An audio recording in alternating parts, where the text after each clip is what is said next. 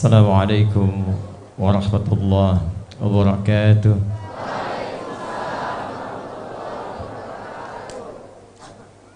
Alhamdulillahilladzi ja'alana al-mu'minin fa'amarna bil ibadati linakuna minal muttaqin. Fasubhanalladzi khalaqana ahsana taqwim. Fanahmaduka ya rabbal alamin kama 'allamtana an nahmadaka wa nashkuruka syukran kama 'allamtana an nashkuraka. Antal muqaddim wa antal muakhir biyadikal khair innaka 'ala kulli syai'in qadir. Nusalli wa nusallimu ala ashrafil anbiya'i wal mursalin an-nabiyil karim al-habibil amin sayyidina Muhammadin wa ala alihi wa sahbihi wa ummatihi wa dhurriyyatihi ila yaumiddin. Amma ba'd, fa ya ibadallah, usi nafsi wa iyyakum bitaqwallahi faqad fazal muttaqun fala tamutunna illa wa antum muslimun. Faqala ta'ala ya ayyuhalladzina amanu taqullaha haqqa tuqatih wa la tamutunna illa wa antum muslimun. Saudara-saudariku, terkhusus para asatidzah yang seluruhnya insyaallah dimuliakan oleh Allah Subhanahu wa taala. Saya tadi disampaikan oleh Ustaz Salim sebagai bagian dari gong. Gong itu cuma dua fungsinya. Di akhir suatu acara, gong dipukul untuk menutup dan berdoa.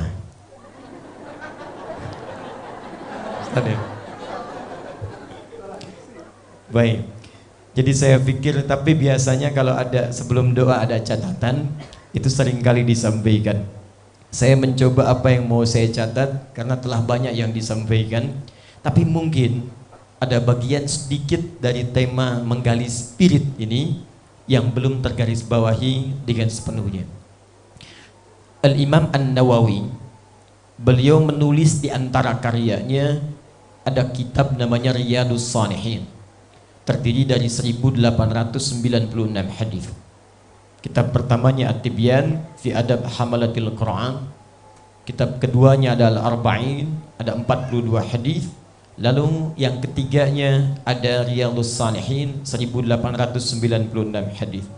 Belum nanti ada Al-Minhaj Syarah Sahih Muslim, ada 9 jilid. Dalam bagian pertama di babul ikhlas wa ihdarun niyyah fil aqwali wal af'al, bab tentang keikhlasan dan meluruskan niat dalam setiap perkataan dan perbuatan, ada satu bagian hadis yang sangat berkorelasi dengan pembahasan kita di malam hari ini.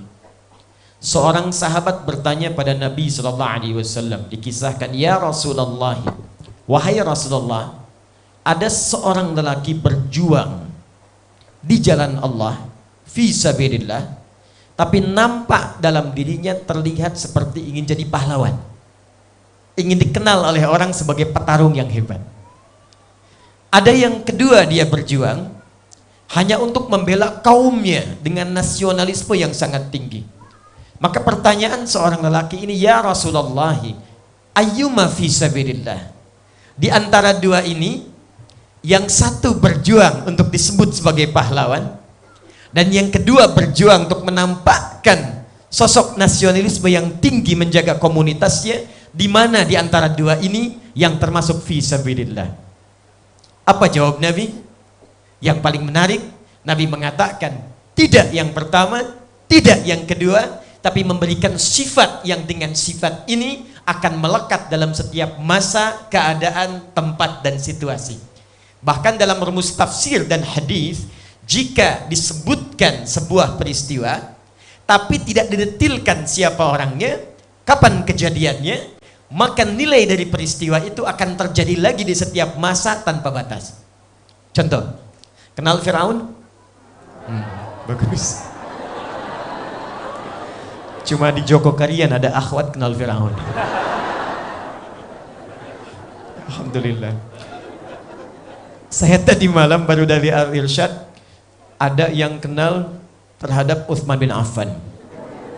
Masih agak lumayan saya pikir, di sini Firaun. Allah ya adil. Baik, Firaun itu, sejahat-jahatnya Firaun, seburuk-buruknya Firaun, Tapi ternyata yang menarik, tidak pernah disebutkan nama aslinya. Disebutkan gelarnya, Faraoh. Bahasa Arabnya Fir'aun, Raja Mesir. Zalimnya luar biasa. Mengaku Tuhan, Ana Rabbukumul A'la. Saya Tuhan kalian yang paling hebat. Orang sekarang zaman modern, sehebat-hebatnya paling banter ngaku Nabi. Anda bayangkan. Saya diskusi dengan MUI Jawa Barat. Di Jawa Barat itu Ustaz Salim, itu setiap bulan ada Nabi baru Ustaz Salim. Setiap bulan. Dulu AM pelatih bulu tangkis pergi ke Bogor, pulang-pulang ngaku dapat wahyu. Tanya polisi, kenapa Anda mengaku Nabi? Saya ke Bogor dapat wahyu Pak. Anda bayangkan, orang ke Bogor dapat talas, dia wahyu. Bandung gak mau kalah, es tukang cukur, ngaku Nabi. Sebetulnya kata Nabi dulu sallallahu alaihi wasallam, gak usah heran, la nabiyya ba'di, akan tiba setelah saya orang-orang yang ngaku Nabi. Begitu mereka mengaku, rumusnya gampang, lah pakai nafi aja, sudah nggak usah diakui. Rumusnya gampang, cuman persoalannya bukan karena ditolaknya, setiap ada yang ngaku, ada pengikutnya. Itu masalahnya. Jakarta nggak mau kalah, ini mungkin tingkat agak sedikit naik levelnya.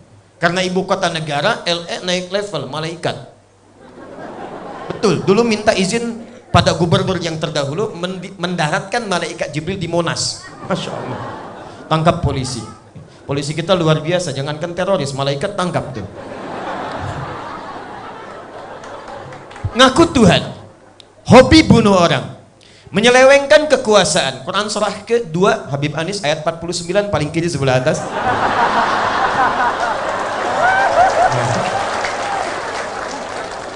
Yudzabbihuna abna'akum wa yastahyuna nisa'akum. Hobinya bunuh orang. Dahsyatnya luar biasa. Mendampingi setiap perempuan yang mengandung. Lahir perempuan bebas, laki-laki eksekusi. Kalimatnya menggunakan zabaha. Jadi ada zabaha, ada nahara, itu beda. Kalau nahara, sembelih, hewannya tidak dijatuhkan. Inna a'tainakal fasalli li rabbika wanhar. Wanhar di sini unta. Kalau Anda punya kemampuan yang luar biasa, rizki datang berlimpah, maka berkurban dengan level yang paling tinggi. Dicontohkan oleh Nabi dengan unta, karena itu hewan terbaik yang dikorbankan. Kenapa menggunakan nahara? Karena unta disembelih, tidak dijatuhkan dulu. Tapi kalau zabaha, jatuhkan hewannya, baru kemudian disembelih.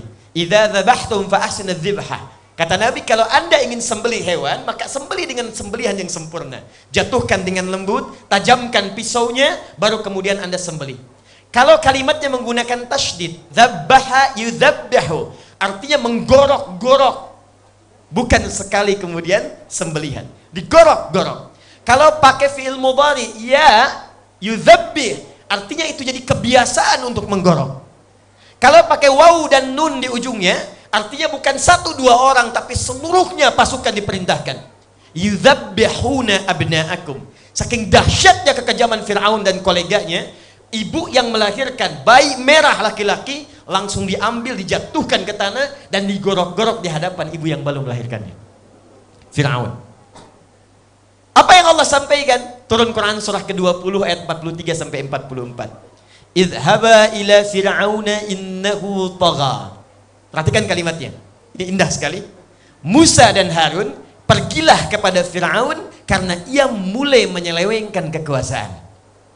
Di ketika kekuasaan diselewengkan, disandingkannya bukan nama orangnya, tapi disandingkan dengan jabatannya. Seakan-akan ingin memberikan kesan, orang bila sudah mendapatkan jabatan setinggi apapun, akan ada peluang untuk menyelewengkan jabatannya.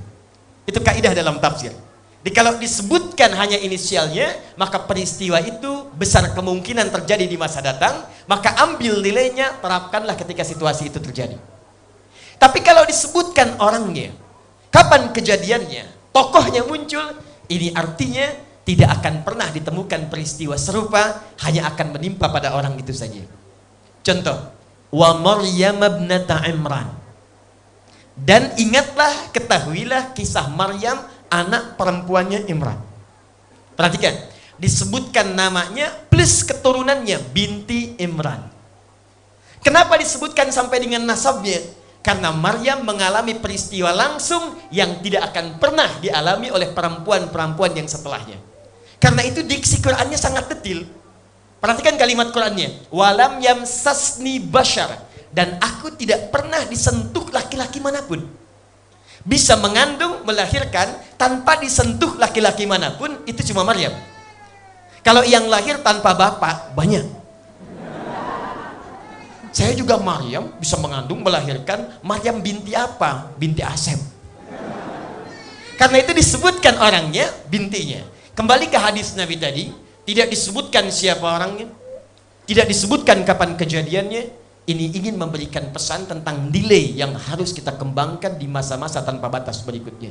Kata Nabi, perhatikan kalimatnya, man qatala litakuna kalimatullahi hiyal ulya fahuwa fi sabilillah.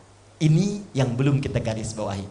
Sungguh, kata Nabi, pahlawan sejati itu, orang yang berjuang di jalan Allah itu, pahlawan sejati itu ialah orang yang meniatkan semua perjuangannya hanya untuk mendapatkan ridha Allah Subhanahu wa ta'ala. Karena itu, ketika banyak orang berbicara tentang pahlawan, Nabi memberikan garis. Dan garis itulah yang diteruskan oleh sahabat, oleh tabi'in, sampai dengan datang tibanya masa Pangeran Diponegoro. Semua punya batas yang terus diperjuangkan sampai dalam perjuangan merebut kekuasaan sampai terwujudnya negara kesatuan Republik Indonesia. Jadi kaidahnya, tidak ada para ulama kita, tidak ada para pejuang kita yang ketika mempertaruhkan nyawanya, darahnya, keringatnya, waktunya, tenaganya, bukan sekedar untuk mendapatkan gelar pahlawan semata. Itu jauh dari gambarannya. Yang paling penting, bagaimana Allah ridho dengan apa yang akan diperjuangkan itu. Saya beri contoh. Tadi Ustadz Felix menyebutkan Profesor Ahmad Mansur Suryanegara. Beliau punya buku Api Sejarah. Di jilid yang pertama, cetakan tahun 2013, halaman 159 Habib Anis. Ya. Paragraf ketiga, posisi paling kanan sebelah bawah.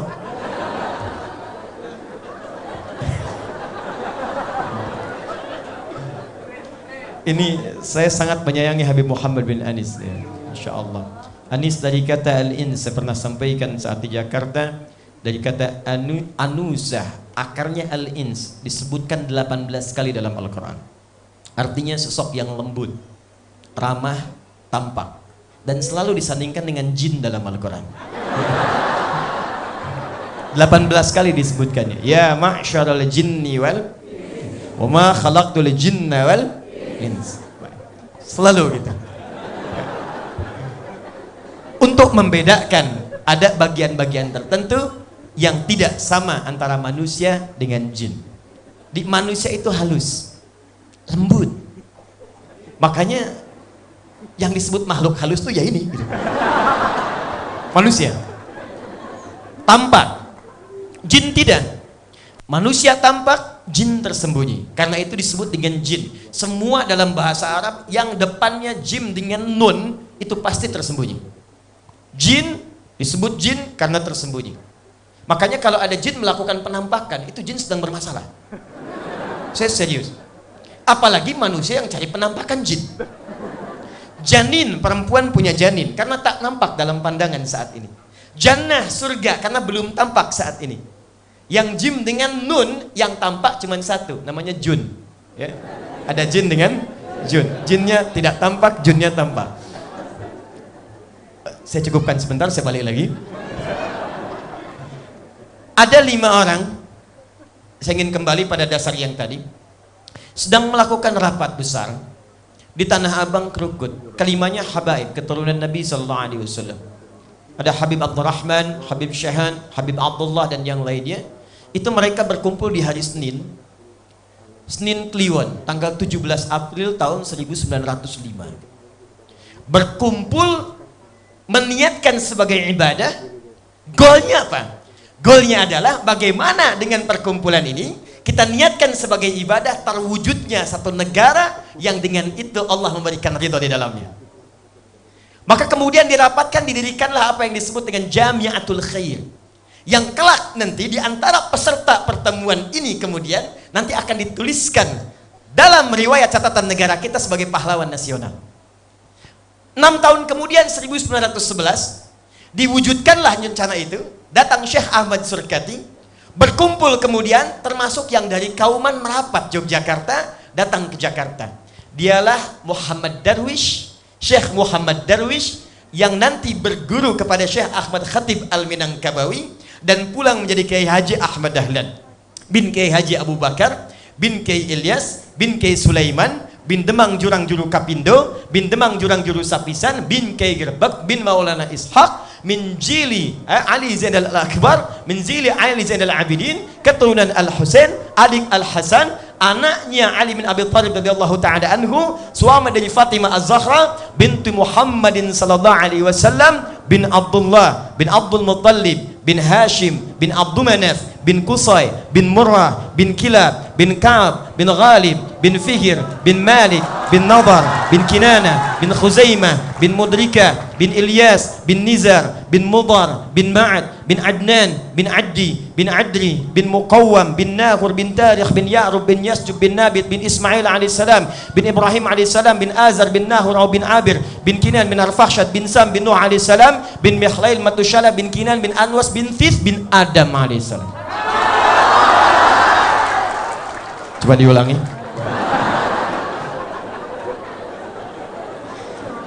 Jadi saya mau katakan, dasar rumusan yang membuat link sampai ke Solo Kiai Haji Samanhudi, ke Surabaya Haji Omar Said Cokro Aminoto, saya kemarin baru dari sana. Itu siapa yang merumuskan itu semua sampai lahirnya kemudian yang tidak bisa dicapai dengan 300 tahun lebih. Kemudian berkurang nolnya dengan pertemuan itu hanya 34 tahun. Tercapailah kemudian kemerdekaan, proklamasi kemerdekaan Negara Kesatuan Republik Indonesia yang disampaikan di Jalan Pegangsaan Timur itu selalu disebutkan nomor 56. Kalau Anda katakan jalan, itu cuma jalannya. Tapi kalau Anda katakan nomor sekian, itu pasti lokasinya. Pertanyaan saya, kenapa tidak disebutkan nama lokasinya? Karena ternyata itu pun saham dari seorang muslim yang sangat mencintai tanah tempat dia berpijak untuk dijadikan proklamasi kemerdekaan Negara Kesatuan Republik Indonesia. Dialah Syekh Faraj bin Marta, mewakafkan rumahnya. Tapi persoalannya adalah Kiai Haji Ahmad Dahlan, alhamdulillah, pahlawan nasional. Kiai Haji Muhammad Hashim bin Asy'ari, pahlawan nasional. Kiai Haji Kahar Mudzakkir belakangan, pahlawan nasional. Tapi tahukah Anda, pahlawan tertinggi yang tertanam dalam sanubari mereka adalah ketika dituliskan oleh Allah semua perjuangan itu fi sabilillah. Dan inilah yang diwariskan sampai dengan kepada Pangeran Diponegoro dan ulama-ulama serta pejuang-pejuang setelahnya. Jadi dasar spiritnya itu bukan sekedar menjadi pahlawan. Kalau cuma jadi pahlawan, banyak pahlawan. Bahkan yang belum punya spirit iman pun itu sudah jadi pahlawan. Di Amerika punya pahlawan, di Eropa punya pahlawan, di Inggris punya pahlawan, di tempat-tempat manapun di bumi selalu ada pahlawannya. Likulli makanin batalullah. Setiap tempat itu selalu punya pahlawannya. Tapi apakah di setiap tempat selalu ada mujahid fi sabilillahnya? Maka spirit yang harus digali dari sini, apa yang menjadikan Pangeran Diponegoro menjadi pahlawan yang diabadikan dengan nilai kebaikan di sisi Allah Subhanahu wa taala, bahkan lengkap digambarkan dengan sorban dan pakaian keindahannya. Walibasut taqwa dzalika khair, dengan pakaian takwanya. Tentunya bukan hanya sekedar perjuangannya, tapi keikhlasannya untuk mendekat kepada Allah Subhanahu wa taala. Dalam bahasa Al-Qur'an, spirit ini itu diistilahkan dengan kata iman. Dalam bahasa Al-Qur'an, yang dimaksud spirit ini diistilahkan dengan kata iman. Itu yang membedakan pahlawan-pahlawan yang punya iman dengan pahlawan yang sekedar hanya mengejar gelar dunia semata. Nah, yang paling menarik adalah Allah membuka lebar pada setiap kita yang telah memiliki iman untuk menjadi pahlawan. Walaupun tak dituliskan di dunia, tapi nama Anda itu bisa berpeluang disebut-sebut di akhirat. Anda bayangkan, kalau nama Anda hanya sekedar disebut di Jogja, boleh jadi yang Solo belum pernah mendengar Anda. Nama Anda disebut di Jawa, di Sumatera, mimpi pun belum tentu melihat Anda. Nama Anda disebut di Asia, di Amerika belum tentu mendengar Anda. Tapi ketika kita berpulang pada Allah Subhanahu wa taala dan dikumpulkan seluruh makhluk, manusiakah, jinkah, malaikatkah, maka berbahagialah ketika nama Anda disebutkan di situ, dan mengguncang seluruh penghuni langit dan bumi sebelum Anda diapresiasi untuk mendapatkan surga yang tertinggi itu. Dan nanti kita akan lihat, teman-teman, ternyata dasar iman inilah yang menyerapkan pada jiwa sanubari pahlawan, dan dengan panggilan inilah kemudian kita dipanggil oleh Al-Quran. Seakan-akan ada isyarat dalam Al-Quran, jangan cukupkan pahlawan pada 1-2 orang. Kalian semua sepanjang punya iman mesti jadi pahlawan. Mesti di pahlawan, ambil nilainya, terapkan di masa kita hidup. Dan ternyata ketika iman ini melekat pada jiwa, ada 5 jaminan yang Allah berikan dalam kehidupan. Perhatikan baik-baik jaminan ini. 1. Orang yang telah menghadirkan iman dalam jiwanya, maka ia diberi kabar gembira oleh Allah sebelum wafatnya bahwa ia akan menjadi penghuni surga. Quran surah kedua ayat 25, paling kanan sebelah atas di mushaf Al-Baqarah. Wabashshiril ladzina amanu wa 'amilus salihati anna lahum jannatin tajri min tahtihal anhar. Kata Allah, ya Muhammad, berikan kabar gembira kepada hamba-hambaku yang telah punya iman. Ayat ini diturunkan untuk menyampaikan pesan pada yang masih hidup, bukan yang telah wafat. Ingat bedanya, kalau yang telah wafat itu biasanya redaksi Qur'annya istabsyara, yastabsyiru. Tapi kalau masih hidup, basyara yubasyiru. Quran surah ketiga ayat 169. Ada orang wafat pahlawan, dituliskan di langit, fi sabilillah, maka saat masuk ke alam kuburnya, kata Allah, dia diberikan kehidupan yang lebih indah dibandingkan dengan alam dunia. Wala tahsabanna alladhina qutilu fi sabilillahi amwata bal ahya'un 'inda rabbihim yurzaqun farihina bima atahumullahu min fadli wa yastabshiruna billadzina lam yalhaqu bihim min khalfihim alla khaufun 'alaihim wa lahum yahzanun. Saking nikmatnya ini, kata Allah, saking gembiranya, mereka akan mengabarkan pada generasi yang belum menyusul mereka, yang ada yang menangisinya, ada yang meratapinya. Kata mereka, kalian gak usah nangis, kalian gak usah sedih. Kalau tahu keindahan di sini, kalau bisa cepat nyusul ke sini. Di sini lebih enak dibandingkan kalian. Ayat ini selalu ditanamkan pada bocah-bocah Palestina, anak-anak kecil. Datang satu orang, kisah nyata, pendongeng Indonesia untuk menghibur, dongeng Islam yang terambil dari Al-Quran. Ketika disebutkan ada seorang dari Indonesia akan mengajar, maka anak-anak TK Palestina 150 orang duduk rapi berbaris, menunggu. Ketika datang siap mendengarkan, pendongeng mengatakan, siapa yang ingin menjadi presiden? Tidak ada yang angkat tangan. Masya Allah. Siapa yang ingin jadi dokter? Sebagian perempuan malu-malu mengangkat tangan. Siapa yang ingin jadi pemain bola? Laki-laki sedikit mengangkat tangan. Perhatikan, ketika disampaikan siapa yang ingin jadi mujahid fi sabilillah dan syuhada, Allahu Akbar, tidak ada yang angkat tangan, tapi semua mengepalkan tangannya dan berdiri, anak TK, dan mengatakan, nahnu syuhada, nahnu syuhada, nahnu syuhada, kami akan jadi syuhada, kami mujahid fi sabilillah, kami akan wafat duluan, saya akan nyusul ayah saya akan nyusul kakak saya akan nyusul paman saya, mujahid fi sabilillah. Tidak ada satupun yang wafat di sana. Keluarganya menangisi dengan air mata, tapi mereka akan membawa manisan dan datang kepada tetangganya mengatakan, saudaraku sudah pergi duluan, mudah-mudahan aku bisa menyusulnya dengan kenikmatan yang lebih daripada manisan ini. Ayat ini hadir dalam jiwa mereka. Ayatnya, bukan sekedar bacaannya. Satu. Tapi yang paling indah, ketika kita masih hidup belum wafat, ayatnya turun menggunakan diksi yang berbeda. Kata Allah, Muhammad, berikan kabar gembira pada orang yang telah punya iman. Dan kalimatnya menggunakan alladzina, disebutkan 1080 kali dalam Al-Quran. Di ilmu nahu, alladzina itu disebut ismun mausulun, yadullu alal jam'il amiyah. Ya, kata sambung menunjuk kadang objek tanpa batas. Jadi bisa besar, kecil, tua, muda, lelaki, perempuan, kaya, cukup. Kata Allah, aku tak peduli sepanjang engkau ada iman dalam jiwamu, kemudian ditopang dengan amal soleh, imanmu mendorong engkau untuk berbuat kebaikan dalam hidup, maka aku berikan kabar gembira, telah aku siapkan aneka ragam surga untuk engkau pilih saat engkau masuk ke dalamnya.